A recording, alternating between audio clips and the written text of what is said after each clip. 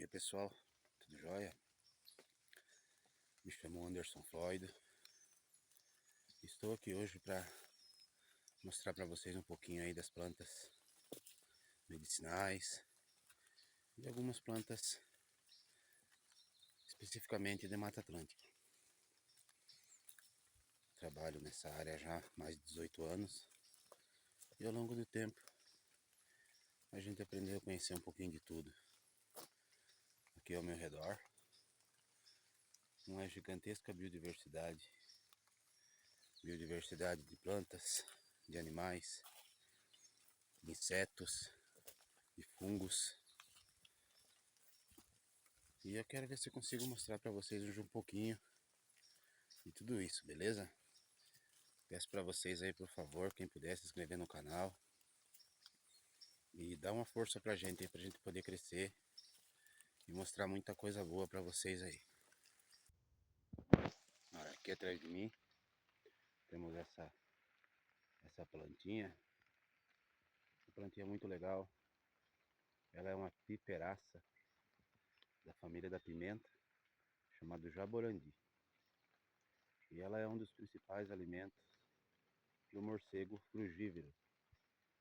Então tá aí uma curiosidade bacana para vocês, do qual também uma das espécies dessa planta, dessa piperaça, é utilizada para fazer o shampoo de cabelo, para crescimento do cabelo, chamado shampoo de jaborandi.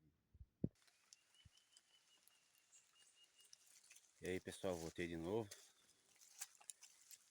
Aqui, estou passando por um local onde a gente encontra bastante palmito jussara. Uma palmeira aí ameaçada de extinção devido ao corte ilegal, por ser uma planta do qual é muito saborosa. Esse palmito é o melhor palmito que a gente encontra, porém ele acabou se tornando aí, entrando quase em extinção, devido ao corte excessivo desse palmito. Aqui, para vocês terem ideia, tudo que está atrás de mim aqui, todas essas palmeiras, são palmito jussara. E existe uma determinada época do ano, no inverno, que nenhuma planta dá fruto, porque não suportam um frio intenso. E simplesmente o palmito jussara consegue aí, os seus frutos conseguem sobreviver a esse frio, devido a uma película muito grossa, que protege o fruto, a semente, fazendo com que ela não sofra nenhum tipo de dano. Então ela serve de alimento para todos os animais, pássaros, em geral. E o que é o mais importante da questão do palmito jussara? O palmito jussara é uma planta que, quando você corta ele em grandes quantidades, ou até mesmo até acabar, por ele ser aí uma planta do qual ela não rebrota, ou seja, quando você corta ela morre, ela não brota mais, faz com que a gente tenha aí um descontrole na cadeia alimentar. E esse descontrole, pessoal, é muito importante dizer que isso faz com que os animais, os pássaros, saiam dessa região e vão para outra região procurar alimento. E esse descontrole vai gerar um grande problema aí para todo mundo. Pelo fato do que a cadeia alimentar ela vai se desestruturar, e ela se desestruturando a gente vai ter problemas sérios aí em questão da fauna principalmente. Agora aqui na frente aqui eu estou chegando em um local onde eu tenho uma planta muito legal, particularmente eu gosto muito, que é essa planta aqui, que é o xaxim. Diferentemente das outras plantas, o xaxim ela é uma samambaia, E essas samambaias, elas se originaram aí há mais de 150 milhões de anos no planeta. Muito usado antigamente, principalmente para fazer vaso. Então um xaxim adulto desse daqui que vocês estão vendo aqui atrás de mim, deve ter em torno dos seus 300, 250, 300 anos com facilidade. É uma planta também que entrou em processo de extinção, hoje é totalmente proibido o corte e o uso de forma ilegal dessa planta. O legal dela é que quando você aperta, ela é como se fosse uma esponja. Então toda a água que cai nela, a água da chuva, ela absorve a maioria, 90% dessa água, retendo essa água para ela e faz com que ela automaticamente não sofra aí nenhum dano, principalmente na época do inverno. E os nossos avós usavam para plantar samambaias dentro. Conheço pessoas aí que têm aí há 3, 4 gerações e não trocam por nada. Hoje em dia é utilizado essa outra aqui, ó. Vocês vão ver aqui agora aqui, vou mostrar. Esse daqui, pessoal, é uma samambaia sul. Eu vou mostrar para vocês melhor ela daqui a pouco. Diferentemente do xaxim, que cresce em torno dos seus 2, 3 metros, a samambaia sul ela pode se passar aí de 15 metros, dependendo da região em que ela se forma. E basicamente, olha o tronco. O tronco dela é diferente. O tronco dela, para vocês terem ideia, é um tronco fibroso, porém é uma fibra dura. E o substituto do xaxim de hoje em dia é a fibra de coco, que é basicamente essa mesma fibra que a gente encontra aqui na samambaia sul. Porém, a água que cai nela, se ela tiver muito contato com água e com o sol, ela acaba aí se quebrando as suas fibras e você tendo que trocar aí com uma certa frequência. E essa planta aqui serviu de alimento para os dinossauros. Ela não sofreu aí quase nenhum tipo de alteração genética, do jeito que ela se originou, ela se mantém até os dias de hoje. E o mais interessante é que quando você encontra uma planta dessa caída e você corta o tronco, dentro do tronco dela forma um desenho muito legal. E esses desenhos não se repetem de uma para outra, é como se fosse a impressão digital de cada uma delas. Então isso torna ela ainda mais legal, mais bonita. Uma planta que é automaticamente diferente do xaxim, que segura toda a água para si, essa não. A água escorre, ela absorve uma certa quantidade, porém o restante desce para o solo e é reaproveitado aí pelas raízes. Beleza? E andando aqui agora, acabei de encontrar um caramujo. Esse caramujo nativo de Mata Atlântica. E esse caramujo, ele é bem grande e é chamado de Megalobulimus. Um caramujo nativo, a qual tem aí seu predador natural. Um bicho totalmente inofensivo. E a base da alimentação dele, basicamente, ele vai andando aí pelo solo. O que ele vai encontrando, basicamente, acaba servindo de alimento para ele. Folhas, pequenos frutos, até mesmo às vezes pequenos insetos. E os animais que se alimentam desse caramujo são os gatos do mato, os cachorros do mato, onça parda. Até mesmo a gente já encontrou vestígios aí que os macacos pregos também se alimentam desse caramujo. O caramujo ovíparo, ele põe ovos, em média ele põe de 3 a 4 ovos por ciclo. Diferentemente do caramujo africano, que se reproduz em grande escala, no entanto, por não ter predador natural, aqui no Brasil, acabou virando uma praga. E aqui atrás de mim, ó, se vocês olharem, vou mostrar para vocês, lá no alto, esse daqui é um palmito jussara adulto. Esse daqui que eu vou mostrar aqui, ó. Palmito jussara adulto. E esse palmito que eu falei para vocês aí que está totalmente proibido de corte. Beleza? Agora aqui, continuar descendo mais um pouco. Mostrar mais algumas coisas para vocês aqui. Algumas plantas que são muito legais. Estou chegando agora aqui numa árvore automaticamente já morta. E aqui eu encontro um fungo do qual a gente chama de orelha de pau. Esse fungo está aqui há mais de 10 anos, se alimentando basicamente da parte morta da madeira. E esse orelha de pau, por ser muito duro, muito rígido, muitas pessoas utilizam, é claro, na área da sobrevivência, né, não no dia a dia, usam ele para colocam um cinza ou uma chama de fogo dentro, e essa chama vai queimando ele aos pouquinhos durante o dia, e a pessoa consegue andar aí vários quilômetros e consegue manter uma chama de fogo aí acesa, para que no caso de uma emergência ele consiga fazer uma fogueira. Então é uma orelha de pau muito legal, muito bacana. Dá para vocês darem uma olhadinha mais ou menos aí como que é. E a árvore aqui está totalmente morta. Então tá aí uma espécie de fungo bem comum aqui na nossa região.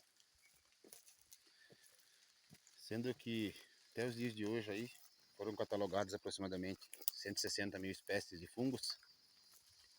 Porém, existem estudos que comprovam aí que a gente pode ter aproximadamente aí 2 ou 3 fungos para cada ser humano na Terra. Então, está muito longe ainda de acabar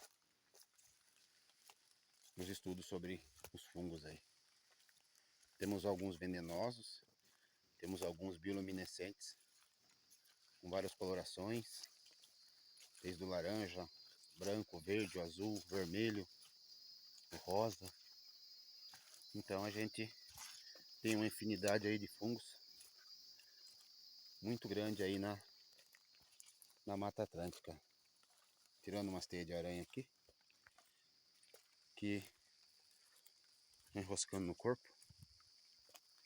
Mas aqui eu tô numa área muito legal, pessoal. Uma área muito legal. Tô numa área aqui de mata secundária, no qual é um caminho muito legal aqui, que dá acesso aí a uma gruta, 2 grutas, 3 grutas, muito bacanas também. E continuo aqui seguindo a trilha. Tem uma outra planta, essa plantinha aqui, a gente conhece por cana do brejo. Essa cana do brejo ela dá uma florzinha roxa, logo logo eu vou estar mostrando para vocês, muito bonita. Essa planta aí, segundo os estudos aí, ela serve para uma infinidade de coisas. Controlar diabetes, até mesmo a pressão alta. Tomando da maneira correta, da maneira certa, pode trazer um bem muito grande aí para as pessoas aí com a pressão alta e a diabetes. Porém, a gente nunca recomenda que as pessoas usem algo sem se aprofundar antes e entender realmente como, da forma certa de usar. Agora aqui encontrei um bichinho muito legal, do qual a gente chama de sapinho de chifre, pessoal.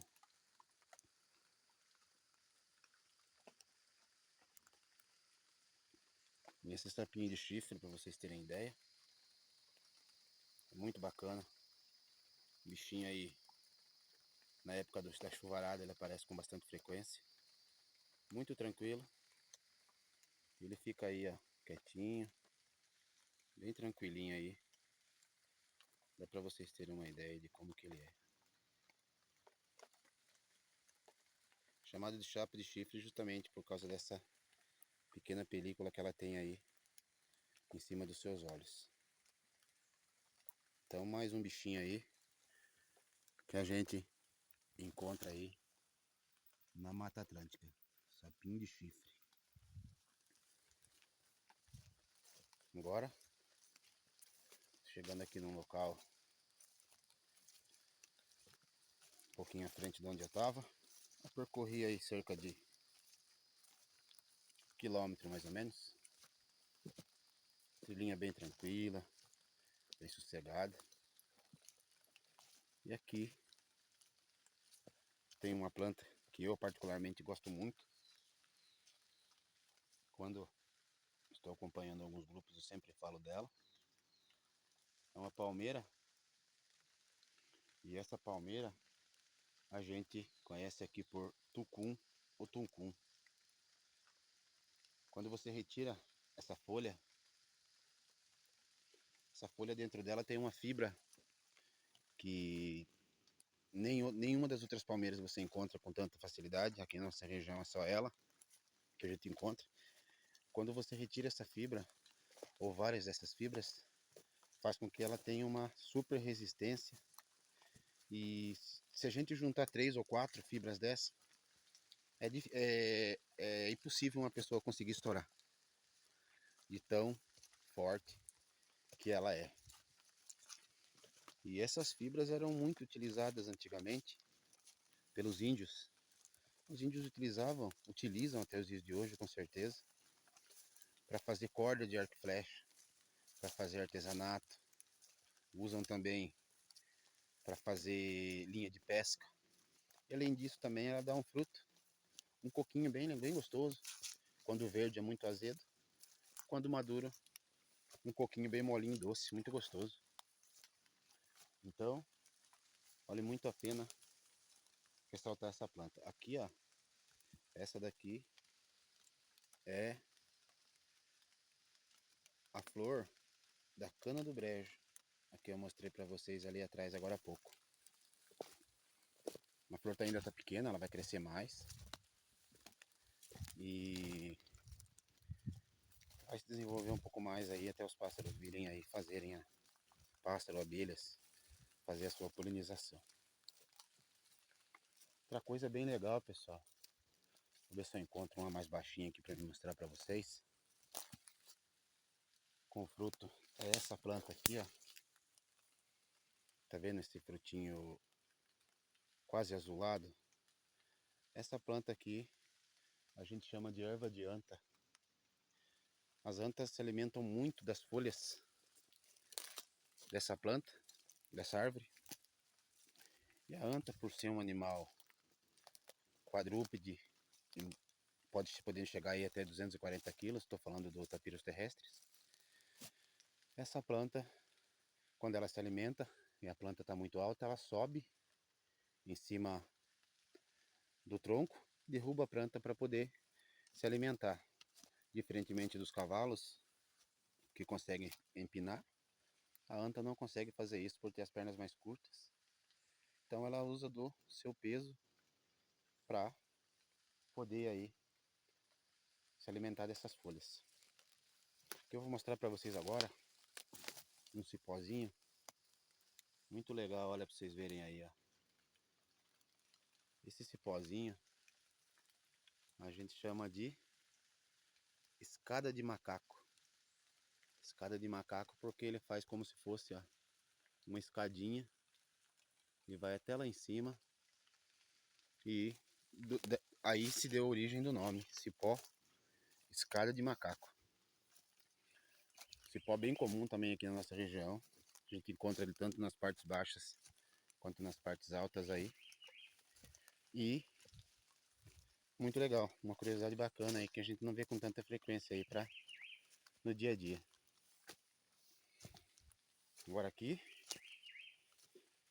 estou entrando um pouco mais adentro da mata. E eu quero em breve estar mostrando para vocês uma árvore muito legal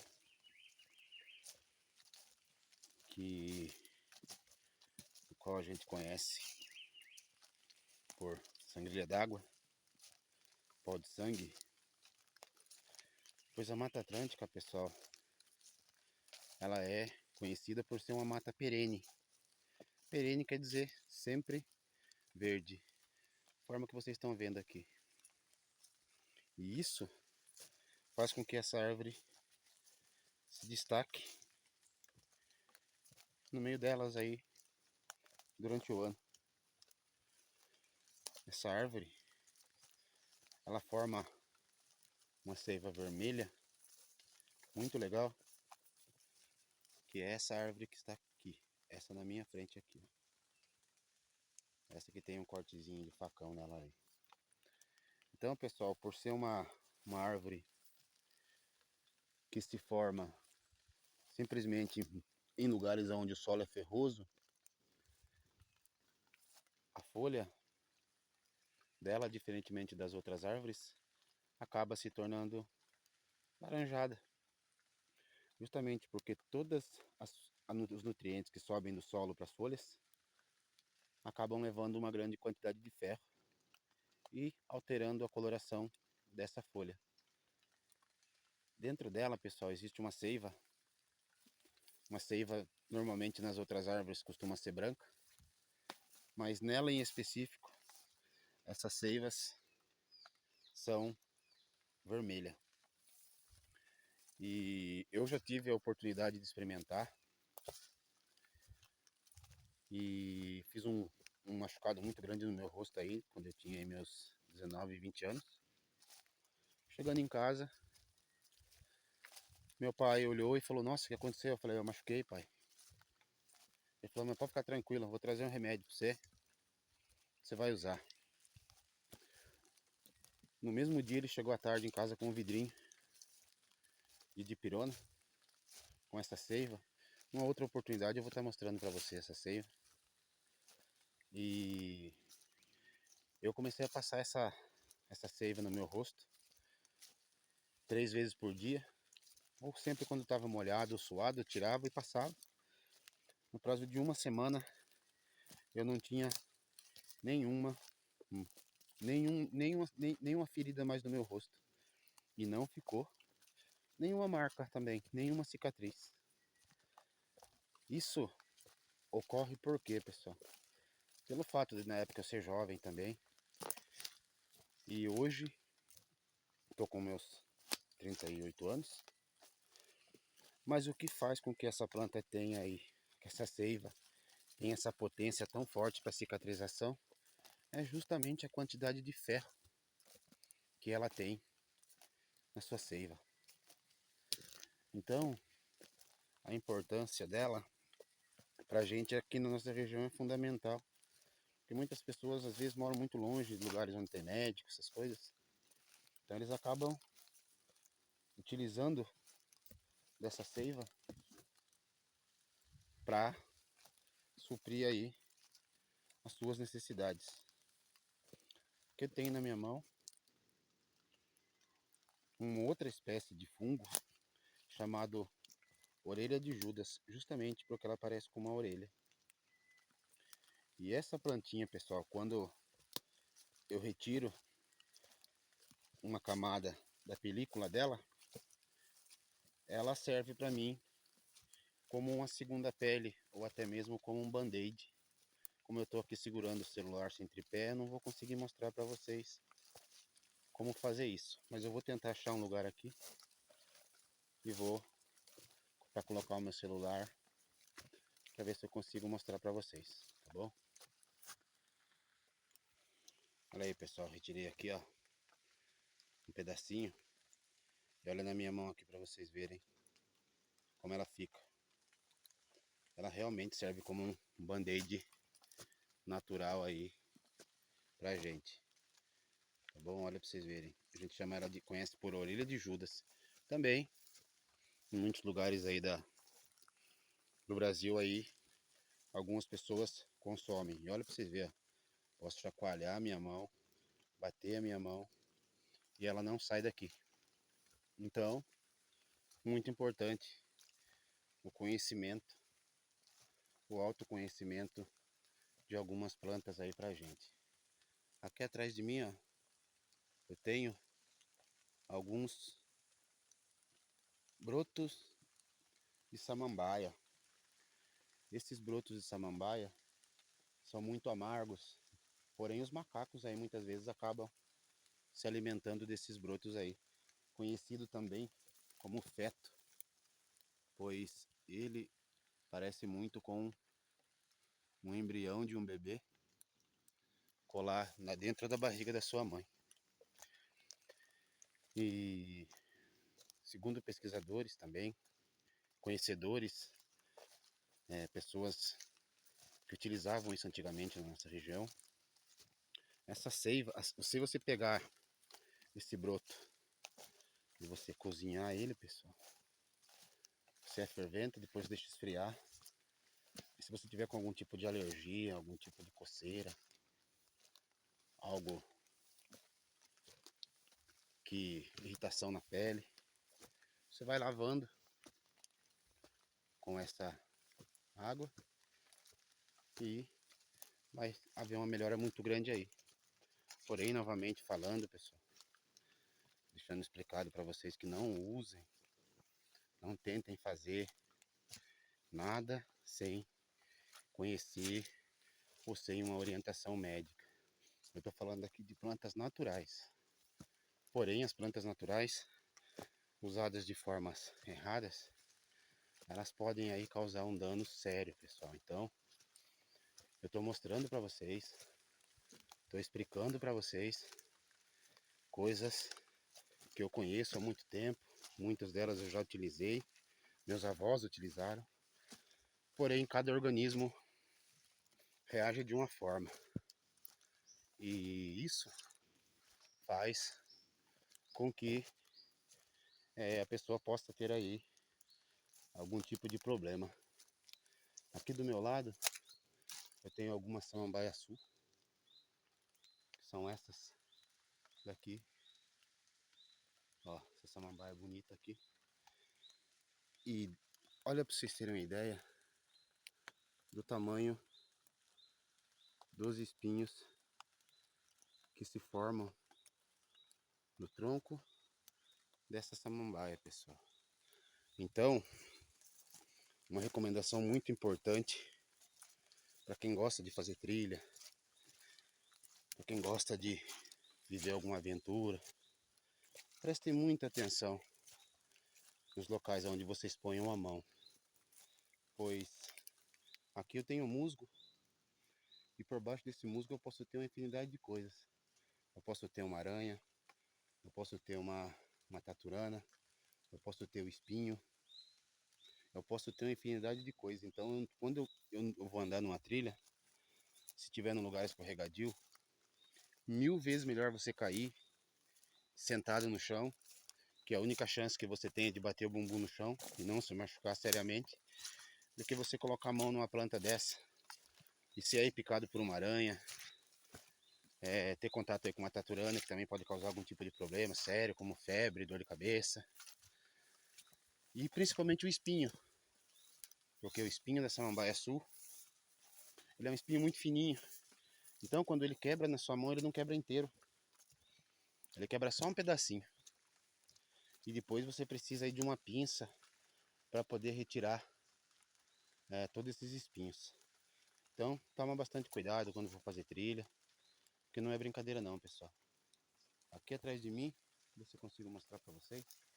Eu tenho, ó, esses taquarussus, que são essas duas pontas maiores aqui.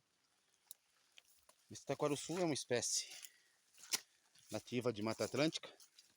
Porém, pessoal, onde ele se forma, ele se alastra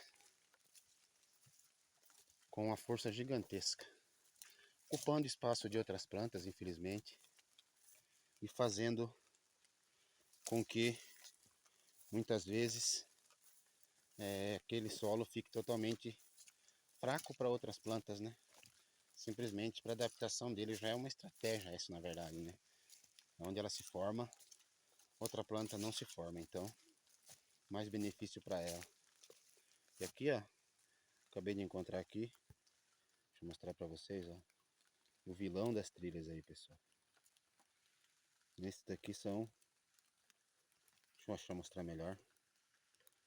Aqui são os carrapatos. Meu celular não está focando muito bem, mas dá para vocês terem uma ideia aqui, ó. Esses carrapatos são parasitas. Basicamente eles ficam em pontos estratégicos, principalmente na ponta das folhas, para se aproveitar quando os animais estão passando. A anta, o veado, até mesmo a onça, qualquer animal em si, pessoal, que tenha pelo. Por onde eles passam, aqui tem um também, olha para vocês verem na pontinha da folha aqui, ó. Essa é a estratégia que eles usam. Eles ficam na pontinha da folha, quando passa um animal, eles grudam no pelo e vão aí para se alimentar do sangue do animal. Não são transmissores de doenças. Porém, muitas vezes a gente tem muitos problemas com o cachorro. O cachorro, né, quando os cachorros eles têm aí uma certa quantidade de carrapatos no corpo, que se alastra de uma forma muito grande, aparece uma doença chamada lambiuvu, uma bactéria que vai para o sangue e o cachorro tende a ficar jogando sangue por todo quanto é lado do corpo, pela orelha, pelo nariz, pela boca. Tem tratamento, tem remédio para isso. Porém, o que causa é justamente quando você tem uma grande quantidade de carrapatos no couro dos animais. Então isso tem que tomar cuidado também. Outra coisa, pessoal, muito importante falar. A Mata Atlântica é um bioma muito importante aí no nosso Brasil. Hoje a gente encontra aí 7% de mata originária, remanescentes, e mais aproximadamente de 7 a 8% de pequenos fragmentos que a gente encontra pelo Brasil. Sendo que a Mata Atlântica hoje, como eu já falei lá no início, ela é muito rica em biodiversidade. Biodiversidade quer dizer o quê? Bio quer dizer vida, e diversidade quer dizer variações ou quantidades. Então, isso faz com que a gente encontre aqui, em média hoje, na Mata Atlântica, em torno de 140 a 150 mil espécies de plantas, de árvores. A gente encontra aí de 800 a 1.200 espécies de pássaros. A gente encontra muitas espécies aí de cobras. Primatas, aqui onde eu estou, a gente encontra 3 espécies: macaco prego, bugio e o muriqui, que é o maior primata das Américas. Macaco prego a gente vê com mais facilidade, porém o bugio e o muriqui já são animais, são primatas de mata primária. Então, para vocês verem, para a pessoa conseguir ver, dá um pouco mais de trabalho, né? Não, a gente nunca garante 100% que a pessoa vai conseguir ver ainda. E a gente encontra também onça pintada, onça parda, a jaguatirica, o gato do mato, maracajá, o tigrinos, o gato murisco. São espécies aí de felinos que a maioria aí a gente não pode dizer que entrou em processo de extinção, mas se não se preservar, se não cuidar, em breve poderíamos estar falando essa palavra triste aí, em processo de extinção. Mas ainda não estão, não. A onça pintada, sim. A onça pintada já tem aí um certo, tem que ter um certo cuidado a mais com ela, porque a gente encontra hoje uma pequena quantidade só de onça pintada, já não tem tanto mais. Na Mata Atlântica são em torno de 500 a 600 indivíduos, se eu não me engano, na última vez que eu me atualizei sobre isso, era aproximadamente isso.